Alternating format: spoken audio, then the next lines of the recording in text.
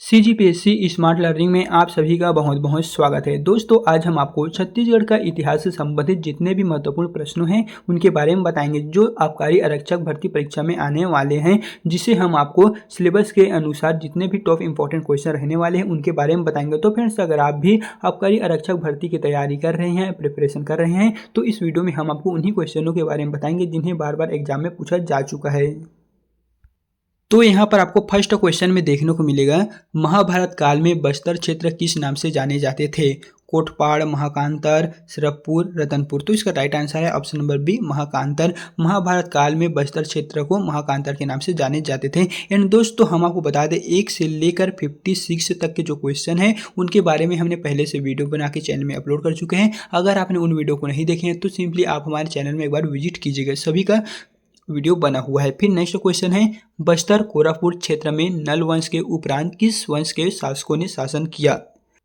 यहाँ पर पूछा गया है, बस्तर कोरापुट क्षेत्र में नल वंश के पश्चात किस वंश के शासक ने शासन किया? ऑप्शन ए नागवंश एवं काकतीय वंश, ऑप्शन बी चक्रकूट वंश एवं नलवंश, ऑप्शन सी राजर्षि तुल्य कुल वंश एवं सरवंश, ऑप्शन डी उपरोक्त में से कोई नहीं। तो फ्रेंड्स, इसका राइट आंसर हो जाएगा ऑप्शन नंबर ए, नागवंश एवं काकतीय वंश के पश्चात जो यहाँ पर वंश किए वो आप हमें कमेंट बॉक्स में बताइएगा, लेकिन हम आपको बता दें नल वंश के पश्चात जो शासक किया वो नागवंश एवं काकतीय वंश ही थे।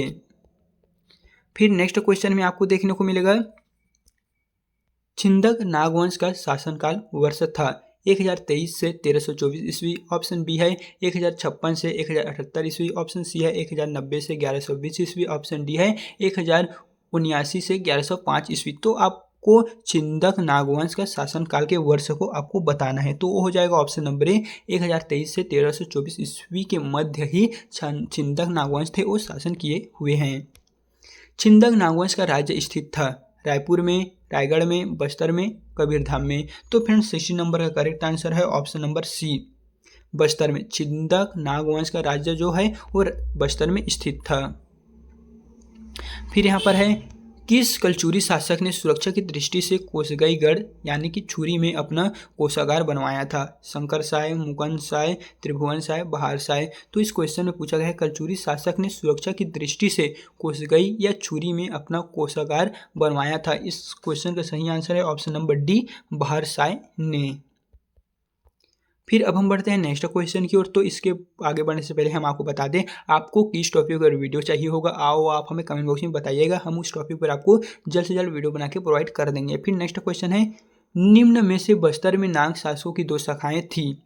चिन्ह शावक, संयुक्त व्यग्रह, कमल, कदली पत्र, रूप शासक, वेतल। तो आपको बताना है कि कौन से 2, यहाँ पर तो आपको 3 दिए गए हैं लेकिन आपको बताना है कि कौन से 2 हैं, 1 और 2 या 2 और 3 या 1 और 3 या फिर उपरोक्त में से कोई नहीं। तो आपको बताना है कि बस्तर में नाग शासकों की 2 शाखाएं इनमें से कौन सी है? तो हो जाएगा फ्रेंड्स ऑप्शन नंबर ए, 1 और 2, चिन्ह शावक, संयुक्त व्यग्रह, कमल, कदली पत्र, ये 2 ही बस्तर में नाग शासकों की 2 शाखाएं हैं।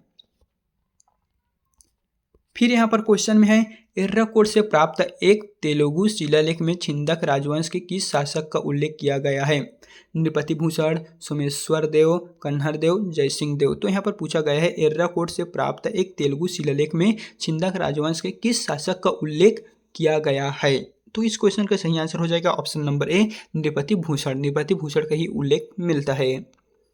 वह कौन सा शासक था जिसके सामंत चंद्र आदित्य ने बारसूर में एक तालाब का उत्खनन करवाया था, साथ ही एक शिव मंदिर का निर्माण भी करवाया था? तो उस शासक के नाम को आपको बताना है। क्या राजभूषण थे, माधवरान देव थे, या सोमेश्वर देव थे, या धारावर्ष थे? तो इसका सही आंसर हो जाएगा ऑप्शन नंबर डी, धारावर्ष ही थे जिन्होंने तालाब को उत्खनन करवाया था और शिव मंदिर का भी निर्माण करवाया था। गुण महादेवी का नारायणपाल से एक शिलालेख प्राप्त हुआ है। गुण महादेवी का छिंदक शासन से क्या संबंध था? सोमेश्वर देव की माता थी, धारावर्ष की माता नरसिंह देव की पत्नी थी, या फिर राजभूषण की माता थी? तो 65 नंबर का करेक्ट आंसर हो जाएगा ऑप्शन नंबर ए, कन्हर देव। यानी सॉरी दोस्तों, यहाँ पर है सोमेश्वर देव की माता थी। जो यहाँ पर गुण महादेवी थी वो सोमेश्वर देव की माता थी। फिर यहाँ पर नेक्स्ट क्वेश्चन है, कुरुष पाल अभिलेख एवं राजपुर ताम्र अभिलेख से किस शासक का उल्लेख हमें मिलता है? कन्हर देव की, नृपति भूषण की, मधुरांतक देव की या फिर धारा वर्ष की? तो 66 नंबर का करेक्ट आंसर है ऑप्शन नंबर ए, कन्हर देव की। कुरुषपाल अभिलेख एवं राजपुर ताम्र अभिलेख से जो शासक का उल्लेख है वो कन्हर देव है। फिर नेक्स्ट क्वेश्चन में है, जगदेव भूषण नरसिंह देव किस देवी का भक्त था? लक्ष्मी देवी, शीला देवी, करणी देवी या माणिक देवी? तो 67 नंबर का करेक्ट आंसर है ऑप्शन नंबर डी, माणिक देवी। जगदेव भूषण नरसिंह देव नाणिक देवी का भक्त था, माणिक देवी यहाँ पर भक्त था। फिर नेक्स्ट क्वेश्चन में आपको देखने को मिलेगा, निम्नलिखित में से कौन सा लेख एक सती स्मारक लेख है? कुरुषपाल लेख, राजपूत से प्राप्त लेख, टेमरा से प्राप्त लेख या उपरोक्त में से कोई नहीं? तो इसका सही आंसर है ऑप्शन नंबर सी, टेमरा से प्राप्त लेख एक सती स्मारक लेख है।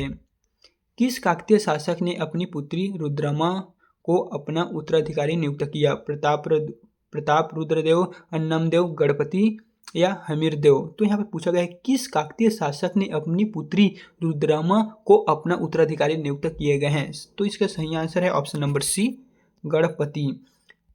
एंड फ्रेंड्स, हम जो क्वेश्चन आपको बता रहे हैं ये पूरा का पूरा सिलेबस के अनुसार ही लिए गए हैं। फिर यहाँ पर है, आज भी बस्तर में दशहरा पर्व के समय रैला देवी की पूजा की जाती है। रैला देवी किसकी पुत्र थी? रैला देवी की पूजा यहाँ पर बस्तर में दशहरा के समय किए जाते हैं। तो आपको बताना है रैला देवी किसकी पुत्री थी? महादेव तथा ममडम्बा की, प्रताप रुद्रदेव तथा कोसला देवी की, अन्नम देव तथा मानकुमारी की, हमीर देव तथा बघेलिन की? तो इसका सही आंसर हो जाएगा ऑप्शन नंबर ए, महादेव तथा ममडम्बक की ही जो बस्तर में दशहरा के पर्व रैला देवी की पूजा की जाती है, तो रैला देवी इसी की पुत्री थी।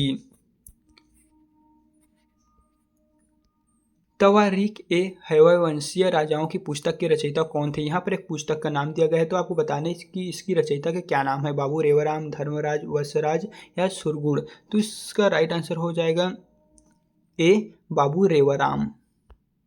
काकतीय शासक अन्नमदेव की राजधानी थी? मंधोता, बस्तर, काकतीय, तेलंगाना? तो इसका सही आंसर है ऑप्शन नंबर ए, मंधोता। काकतीय शासक अन्नमदेव की राजधानी मंधोता है। इतिहास समुच्चय पुस्तक के रचयिता कौन है? इतिहास समुच्चय एक पुस्तक का नाम है, तो इसकी रचयिता कौन है? बाबू रेवराम, पंडित शिवदत्त शास्त्री, रतन सिंह या कीर्तिधर? तो इसका सही आंसर है ऑप्शन नंबर बी, पंडित शिवदत्त शास्त्री ही इतिहास समुच्चय पुस्तक के लेखक हैं। छत्तीसगढ़ में कलचुरी प्रशस्ति के लेखक किस जाति से संबंधित माने जाते हैं? वैश्य, कायस्थ, ब्राह्मण, सूत्रधार? छत्तीसगढ़ में कलचुरी प्रशस्ति के लेखक को किस जाति से संबंधित माने जाते हैं? तो इसके सही आंसर है ऑप्शन नंबर बी, कायस्थ जाति से संबंधित माने जाते हैं। निम्न में से काकतीय शासक हैं? अन्नमदेव, हमीरदेव, भैरवदेव, ये सभी? तो काकतीय शासक आपको बताना है कि इन चारों ऑप्शन में से या इन तीनों ऑप्शनों में से क्या है? तो हो जाएगा ऑप्शन डी है ये सभी। अन्नमदेव, हमीरदेव, भैरवदेव, ये तीनों देव ही काकतीय शासक हैं। 6ठी शताब्दी ईस्वी में छत्तीसगढ़ में बौद्ध धर्म का प्रमुख केंद्र कौन सा था? रतनपुर, राजिम, सिरपुर, चंपारण? 6वीं शताब्दी में पूछा गया है बौद्ध धर्म का प्रमुख स्पॉट क्या था? तो है सिरपुर। ऑप्शन सी में आपको देखने को मिलेगा। फिर यहाँ पर नेक्स्ट क्वेश्चन है, बस्तर के हल्बी भत्री मिश्रित को लोकगीतों में किस काकतीय शासक को चालकी वंश राजा कहा गया है? प्रताप रुद्रदेव, अन्नमदेव, हमीरदेव, भैरवदेव, जो काकतीय वंश के माने जाते हैं। तो हल्बा भत्री मिश्रित लोकगीतों में किस काकतीय शासक को चालकी वंश राजा कहा गया? तीनों ही यहाँ पर आपको देखने को मिलेगा ये काकतीय वंश है। तो चालकी वंश का राजा किसे कहा जाते हैं? तो इसका सही आंसर है ऑप्शन नंबर बी, अन्नमदेव को। बस्तर में भगवान जगन्नाथ की रथ यात्रा का प्रारंभ किस शासक ने करवाया था? हमीरदेव, वीर सिंह देव, पुरुषोत्तम देव, प्रताप राज देव? तो बस्तर में जो जगन्नाथ रथ यात्रा है उसका प्रारंभ करवाने वाले शासक थे वो है पुरुषोत्तम देव। ऑप्शन जो सी है यही फ्रेंड्स इसका राइट आंसर हो जाएगा। परलकोट विद्रोह किसके शासनकाल में हुआ था? भूपाल देव, महिपाल देव, भैरव देव या रुद्र प्रताप देव? तो परलकोट विद्रोह बताना है किसके शासनकाल में हुआ था? तो हो जाएगा ऑप्शन नंबर बी, महिपाल देव के शासनकाल में ही परलकोट जो विद्रोह है वो हुए हैं। सेंट ऑफ जेरूसलम की उपाधि से कौन जाना जाते हैं? रुद्र प्रताप देव, प्रफुल्ल चंद्र भंज देव, दरिया देव या अजमेर सिंह? तो इसका राइट आंसर हो जाएगा option number A, Rudra Pratap Dev ही सेंट ऑफ जेरूसलम की उपाधि माने जाते हैं। तो फ्रेंड्स इस तरह हमने आपको टॉप इंपॉर्टेंट एमसीक्यू क्वेश्चनों के बारे में बता दी हैं, जहां पर हम आपको 57 से 80 तक के जो इंपॉर्टेंट क्वेश्चन हैं सिलेबस के अनुसार कवर करवा दिए हैं। एंड इसके आगे का जो क्वेश्चन है वो हम आपको नेक्स्ट वीडियो के माध्यम से बताएंगे। यह वीडियो लंबा हो जाएगा, इसलिए हम आपको इस वीडियो में पूरा का पूरा जो क्वेश्चन है वो कवर करके नहीं दिखा रहे हैं। सिंपली आगे का वीडियो के लिए आप हमारे यूट्यूब चैनल को अभी से सब्सक्राइब करके रख लीजिएगा।